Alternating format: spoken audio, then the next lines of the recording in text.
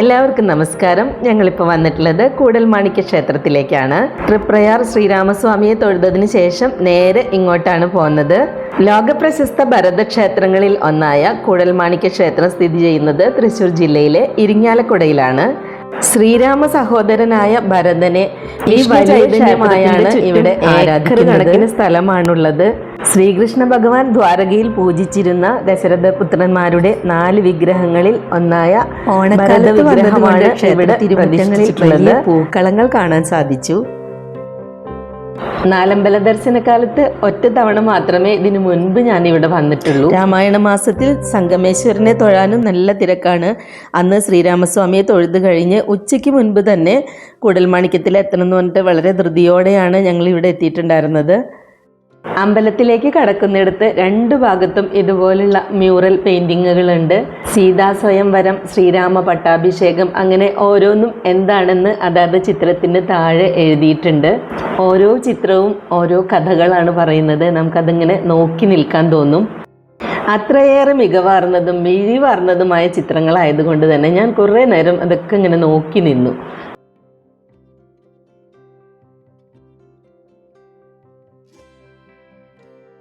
ഉള്ളിലേക്ക് കടക്കുമ്പം അവിടെ ഒരു സൈഡിലായിട്ട് ഇവിടുത്തെ വഴിപാട് വിവരങ്ങളൊക്കെ എഴുതി വെച്ചിട്ടുണ്ട്.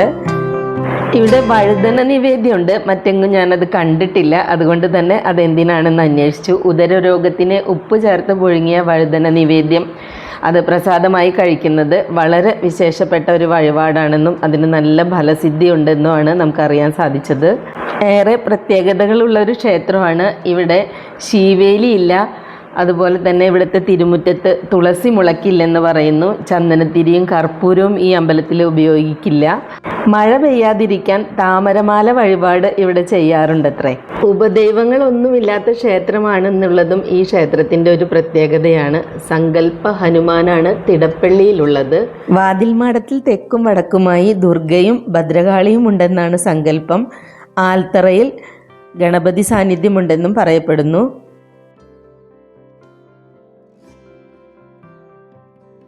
ഇതാണ് ക്ഷേത്രത്തോട് ചേർന്നുള്ള കുലീബനി തീർത്ഥം. ഈ തീർത്ഥക്കുളത്തിൻ്റെ പ്രത്യേകതകളൊക്കെ അവിടെ ബോർഡിലുണ്ട്. ഇവിടെ സ്വയം ആവിർഭവിച്ചതാണ് ഈ പുണ്യതീർത്ഥമെന്നും ഗംഗ, യമുന, സരസ്വതി എന്നീ പുണ്യനദികൾ ഭൂഗർഭത്തിലൂടെ ഇവിടെ വന്ന് സംഗമം ചെയ്യുന്നുവെന്നും ഒക്കെയാണ് അവിടെ എഴുതിയിട്ടുള്ളത്. ഭഗവാന് അഭിഷേകത്തിനും നിവേദ്യത്തിനുമുള്ള ജലം ഇതിൽ നിന്നാണ് എടുക്കുന്നത്. ക്ഷേത്രത്തിലെ കർമ്മികൾക്ക് മാത്രമേ ഇവിടെ സ്നാനം ചെയ്യാവൂ. അതും പുറമേയുള്ള കുളത്തിൽ കുളിച്ച് ദേഹശുദ്ധി വരുത്തിയതിന് ശേഷം മാത്രം. ഈ തീർത്ഥക്കുളത്തിന് കുലീബനി എന്ന പേര് വന്നതിന് പിന്നിലും ഒരു ഐതിഹ്യമുണ്ട്. സഹസ്രാബ്ദങ്ങൾക്ക് മുൻപ് ഇരിങ്ങാലക്കുട എന്ന ഈ ഗ്രാമം പ്രകൃതിക്ഷോഭത്തിൻ്റെ കേന്ദ്രമായിരുന്നെന്നും അക്കാലത്ത് കുലീബനി മഹർഷി ഇവിടെ വസിച്ച് യാഗകർമ്മങ്ങളെല്ലാം ചെയ്തിരുന്നു എന്നും പറയപ്പെടുന്നു.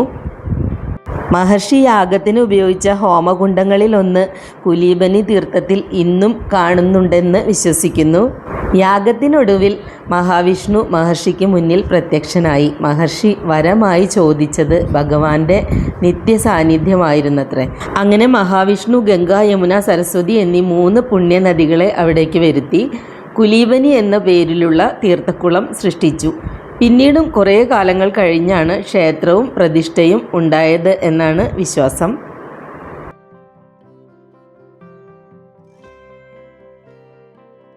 ഇവിടെ അഭീഷ്ടസിദ്ധിക്കും സന്താനലബ്ധിക്കും കൂത്ത് വഴിപാട് നടത്താറുണ്ട്.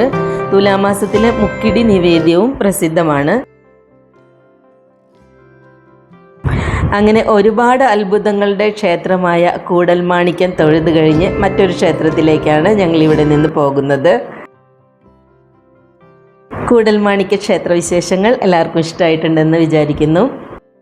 എൻ്റെ വീഡിയോസൊക്കെ കാണുകയും അഭിപ്രായങ്ങൾ പറയുകയും സപ്പോർട്ട് ചെയ്യുകയും ചെയ്യുന്ന എല്ലാവരോടും ഒരുപാട് നന്ദി പറയുകയാണ്.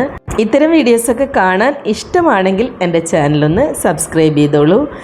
നെക്സ്റ്റ് വ്ളോഗിൽ നമുക്ക് വീണ്ടും കാണാം. Thank you for watching my channel. By.